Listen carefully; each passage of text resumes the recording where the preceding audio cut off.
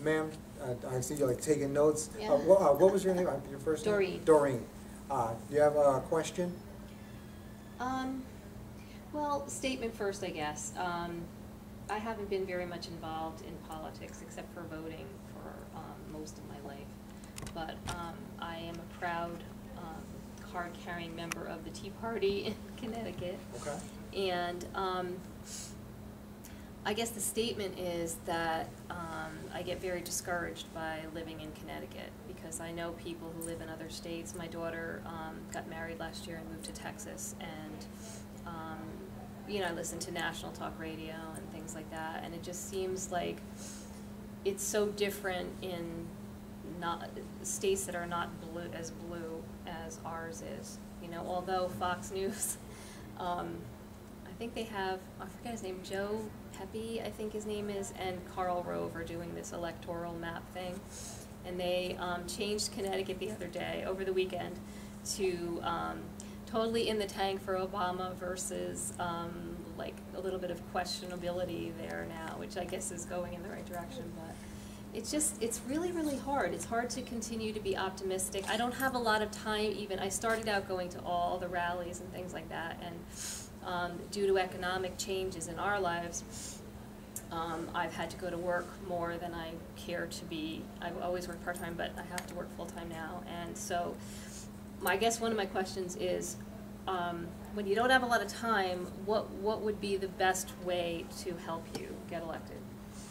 If you don't have a lot of time, certainly you can contribute.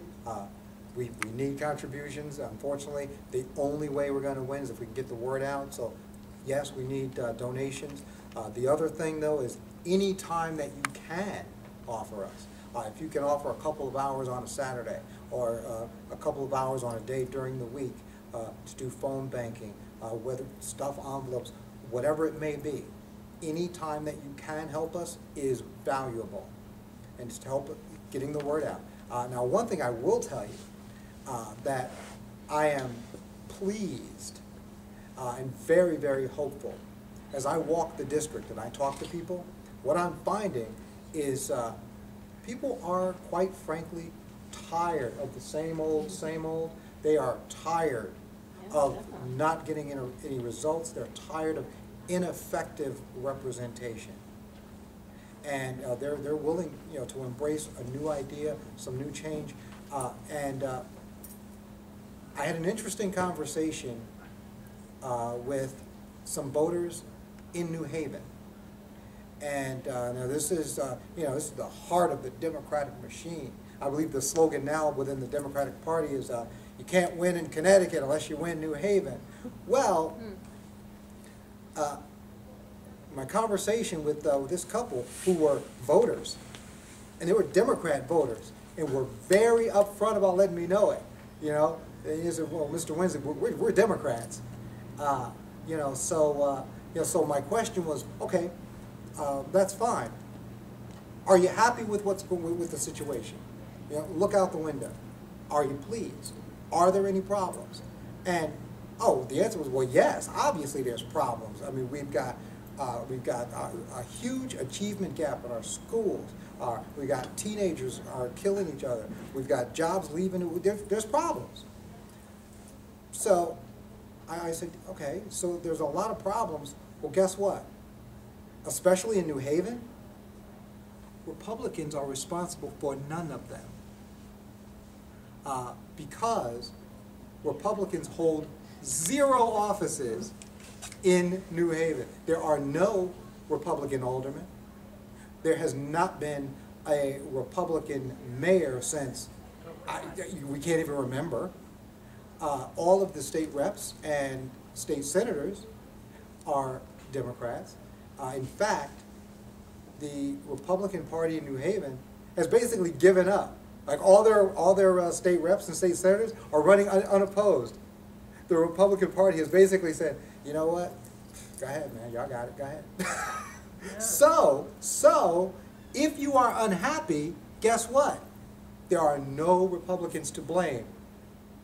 So if you're happy with the same old, okay, you know what to do. But if you'd like to change for the better, well, there's a new guy in town. There's a new alternative.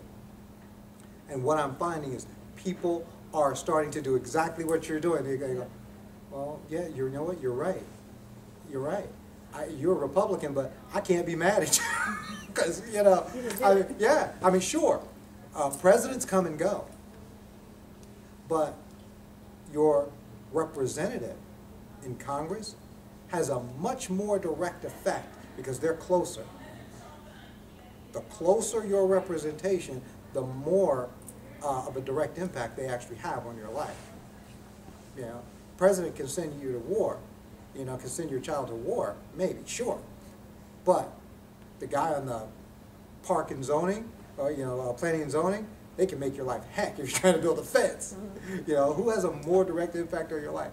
So the point is that even in democratic bastions like that, you know, once you make the argument and you just present the message, people are starting to come around and say, you know what, I'll give you a shot.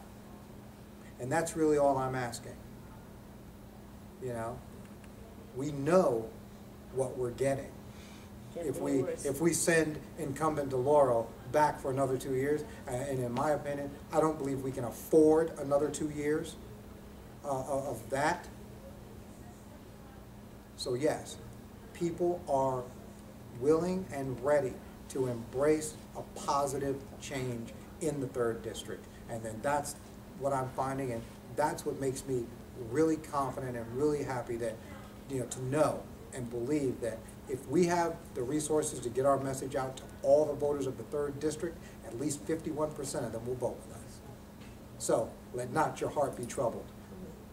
Let's just get the word out.